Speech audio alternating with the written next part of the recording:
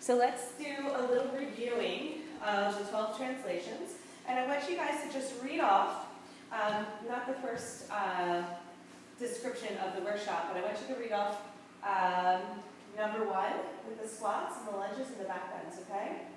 Mm-hmm. Great. So when squats, so it's lounges. I know, that's my favorite. I always get It's this. kind of a loungy look. Yeah. Squats, lunges, and back bends. So I wrote next to it like sumo squat because I like the way you call it that. Yeah, sumo squat. And so it's like a wide leg horse stance. Yes, wide leg horse stance, and then we just start to shift back and forth. So circles would be like this, right? And then side to side. I usually hold on to these puppies just so they're not like flapping around. Okay, so toes pointed out to the side, knees are in line, like they're not going to be, some people will do this, so just notice, and we're going to just keep the yoga foundation where we always stack the bones, it's called, so knees are in line with the ankle.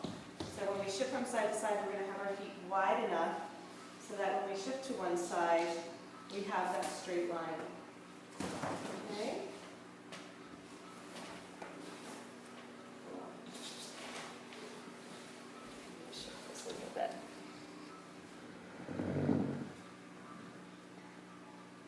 Beautiful.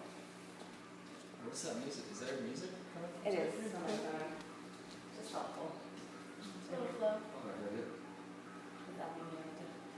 Okay, good. That right there? Yeah. Oops, but it's being cut off.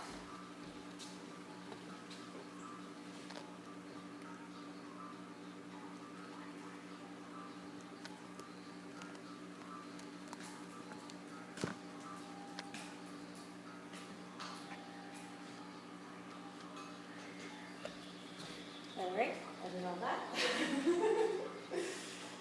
see if the foot stays in. Yeah, fantastic. Okay, great. So side to side, circles in the sumo, and then the twist. So in the twist, the legs are straight. Okay, we're gonna bend the top knee and twist. So usually I start out. So just notice when you're teaching people, my left leg is straight, so I have to say right. So right leg straight, roll onto the outer edge of the foot, bend the top leg, and twist. So I'm looking over, right foot straight, I'm looking over my left shoulder. Right? I'm dropping my hips a lot. The more we drop our hips, the deeper we get into the IT band and the side body. Most of what we're doing is in order to get the length through the intercostals, the side body, the piriformis, the quadratus, all these parts that really get tight on people. And then we shift back through center and we go to the other side. So looking over my right shoulder, if my left leg is straight, make sure they're rolling on to the outer edge of their foot. Most people will stay kind of like this and then they can't bend as deeply. Really good. Looking back. Dropping my hips a lot. I usually say, okay, lift your hips and notice the difference and then drop them a lot. So when I say drop their hips, they don't know what I mean. They think their hips are dropped. So I have to say lift them and then drop them even deeper. So if I, see I just got the best adjustment in my back right there. So I'll come out of the pose, it's like a pulsation, and then when I drop back in, I'm able to go deeper each time. Okay, cool. So usually I'll start out with those. I'll walk to center. You can put in a back bend here. I usually bring my feet together and then arms up over the head. Just throw a back bend there. And then from back bend, remember I was bending my knees and bring my arms up to the side. I have the 3 different versions. I have the wings. I have the clasp fingers behind the head. And then I have the straight arms. From there I bend my knees and I like to roll forward, coming into the angel wings.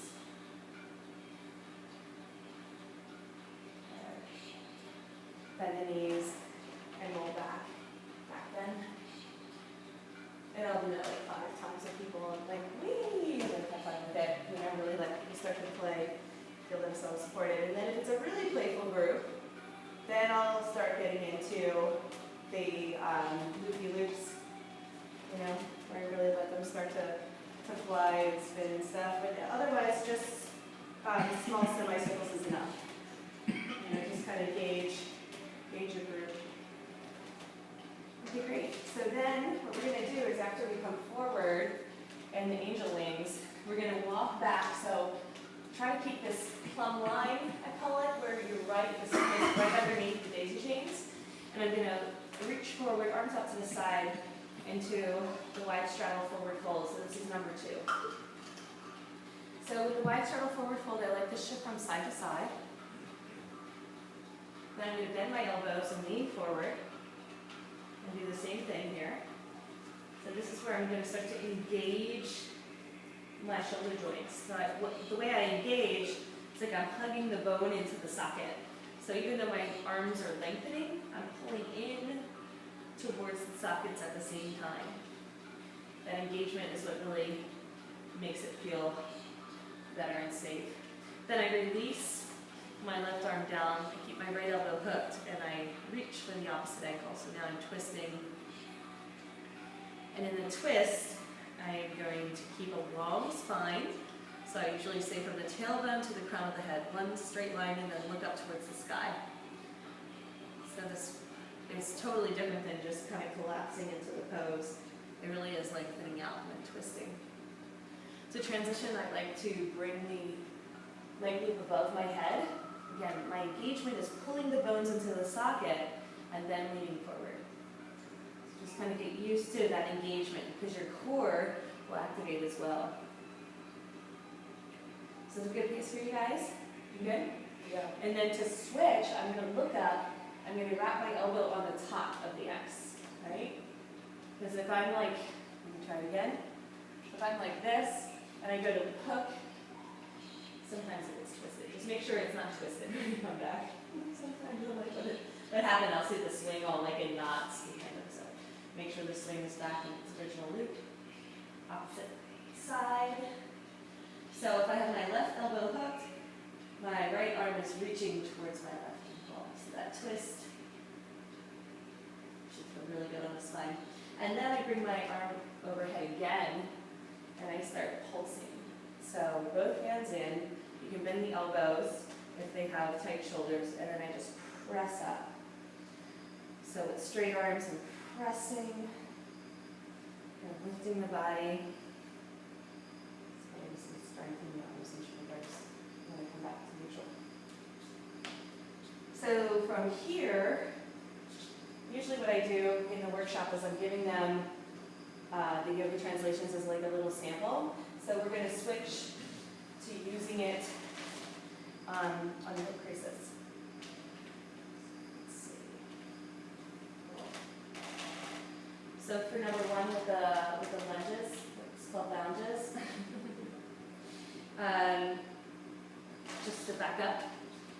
So the lunges, after I do the back bends and the angel wings, so the lunges are just bringing the foot forward, like this. I didn't show you the lunges, but yeah. Lunges, back, to sides. So I just show them, stay awake.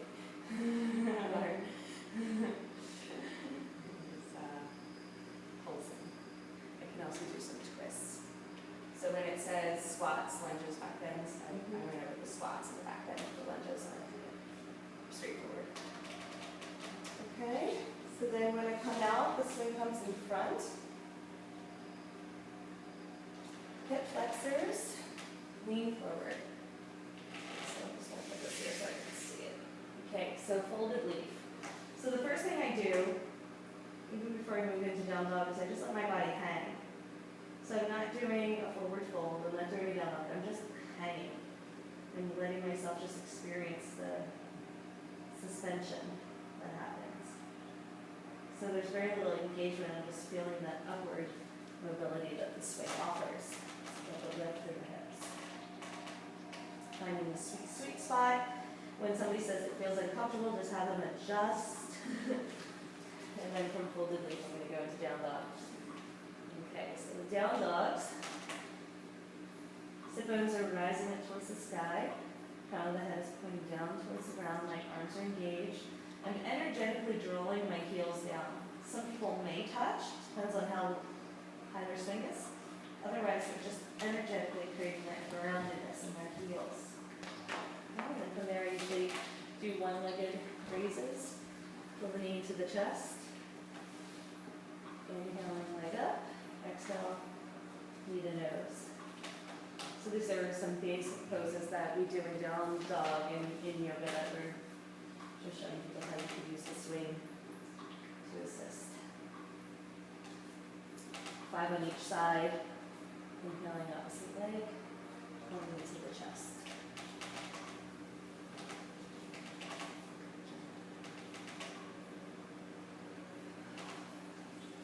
Pretty straightforward. So that's the one-legged down dog with leg raises, and then chattarunga. So in chattarunga, we're going to have our shoulders underneath our wrists. Our legs are going to be the same height level with the earth, right? And so I'm just pulling myself forward and bringing my elbow to knee.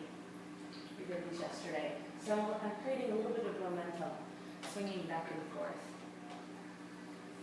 And if we try to hold here, it takes a lot of strength. If we just kind of pulse, swaying back and forth is pretty easy. So depending on the challenge level, I'll either hold at the top or I'll just like have them do like a rolling tap and the elbow coming out to the side.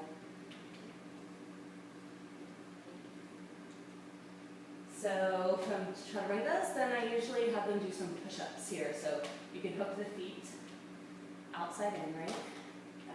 Outer to inner, ankles are hooked. And then I just have them come straight up and down. So depending on their strength level, they can really go deep into this, or they can just do tiny little pulses. Depending on how used they are to doing push-ups. These are easier with the swing supporting us, but they're also harder because of the inclined nature of the push-up. But they're really fun. So I have them play with doing different push-ups. Okay, great. So that would be the forward fold, and then to come out, I usually have them walk their feet underneath them, coming into a wide straddle. Hanging up here, grab the ankles, toes in, heels out slightly, and just take some deep breaths. 5 is always the magic number. I like the 5-pointed star, so do 5 deep breaths a lot. And then to come out, I just have them walk forward, bring your feet together until the tension on the swing brings them to stand, and then come to neutral. You guys good? Okay. So wide. So kind of round shots. Hold ankles. And then walk forward to come out.